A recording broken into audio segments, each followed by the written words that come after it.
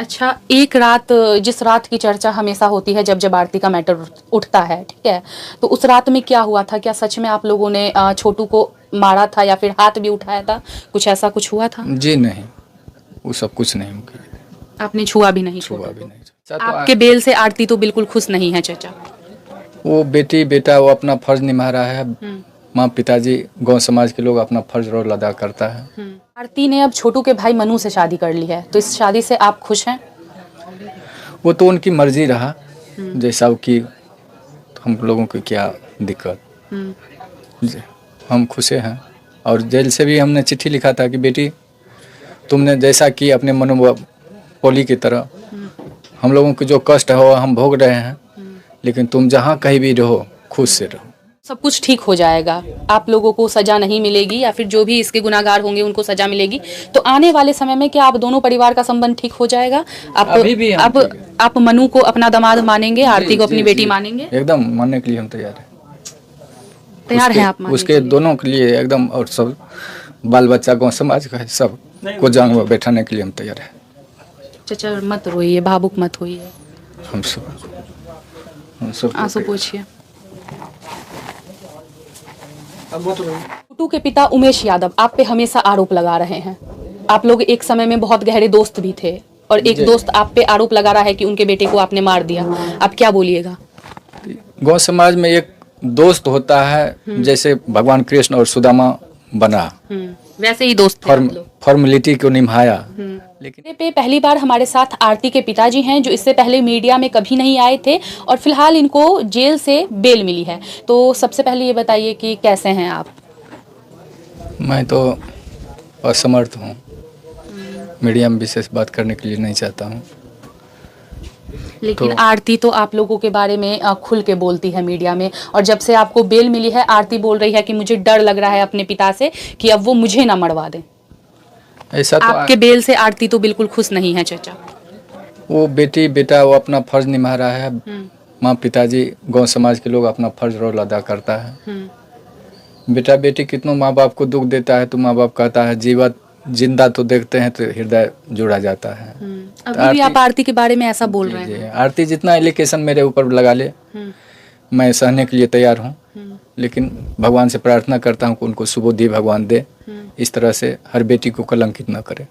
अच्छा, एक रात, जिस रात की चर्चा हमेशा होती है जब जब आरती का मैटर उठता है, ठीक है, तो उस रात में क्या हुआ था? क्या सच में आप लोगों ने छोटू को मारा था या फिर हाथ भी उठाया था?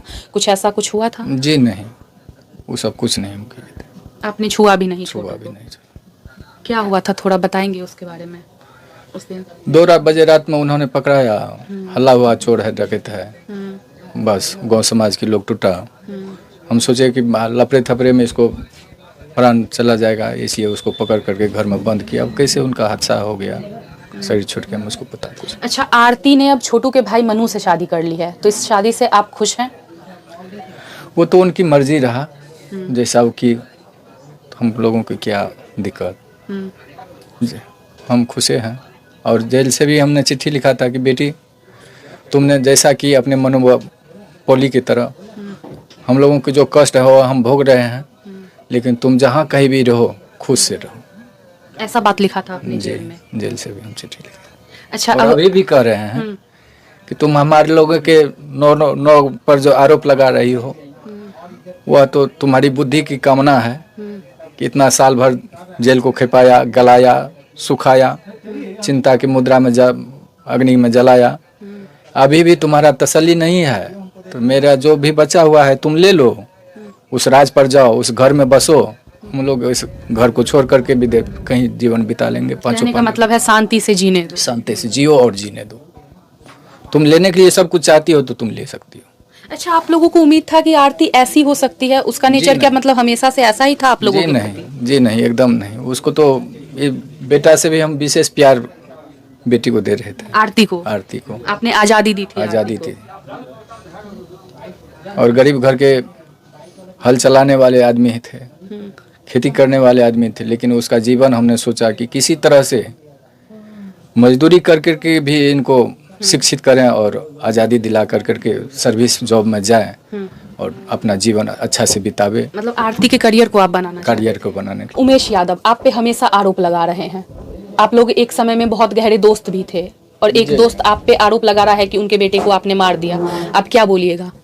लिए। गांव समाज में एक दोस्त होता है, जैसे भगवान कृष्ण और सुदामा बना, वैसे ही दोस्त थे आप लोग। फॉर्मेलिटी को निभाया, लेकिन एक दोस्त रहता है, वह दोस्त दूसरे के दोस्त को देख कर करके अपना अवगुण को दर्शाते हैं, अवगुण को छिपाते हैं। वही वह दोस्त बन कर करके सामने आया, अपना रोल को निभा रहा है।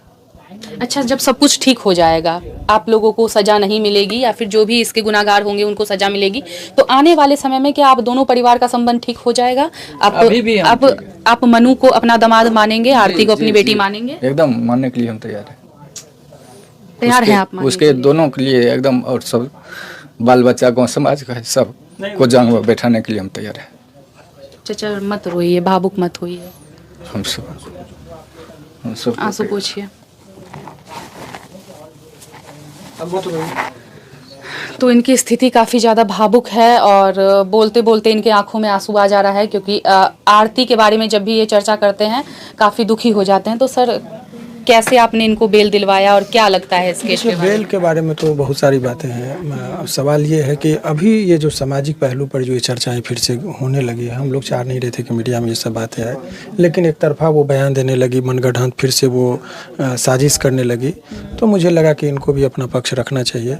और ये देखिए, एक पिता होने के नाते जो ये बहुत ही गंभीर आरोप इनके ऊपर लगाया, और अब जो गांव घर में जो या कहीं भी एक पिता के लिए से ज़्यादा बुरा दिन नहीं हो सकता कि यदि किसी की बेटी के बारे में यदि कोई आदमी बुरा बोलता है तो बोलता है कि आंख निकालेंगे, जुबान खींच लेंगे। और आज इनके ही सामने इन्हीं के बेटी के बारे में कुछ बोला जा रहा है और ये चुपचाप सुन रहे हैं। सर, जैसा आरती बता रही थी कि मेरे माता पिता वैसे हैं, मतलब गलत है मेरे माता पिता, वैसे तो ये बिल्कुल भी नहीं है। ये तो साधु संत महात्मा आदमी है। ये संत प्रवृत्ति के आदमी है, सत्संगी है, ये सत्संग में जाते हैं। गाँव का बच्चा जानता है कि ये शाकाहारी भोजन करते हैं, आज तक वो मछली मीट नहीं खाए, और वो हत्या में कैसे नाम आ गया इनका, ये तो एकदम अपने आप में ये हतप्रभव है। तो खैर, जो हालात होता है, हालात इनके साथ, दिन खराब होता है तो ये सब चीज़ आती है। हर आदमी के जीवन में उतार चढ़ाव आता है।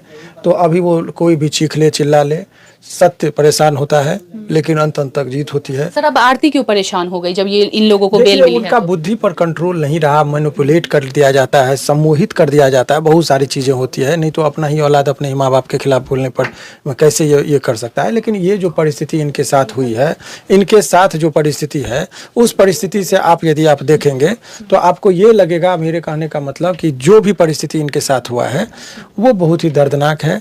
देखिए, हमारे कलेंट के ऊपर जो आरोप लगा है, बहुत लोग जानना चाह रहे हैं, आज दूध का दूध और पानी का पानी हो गया। हमारे कलेंट बचाने के लिए उसको रखा हुआ था, ये तो जान बचा रहे थे, और जो जान बचाया वो जेल चले गए।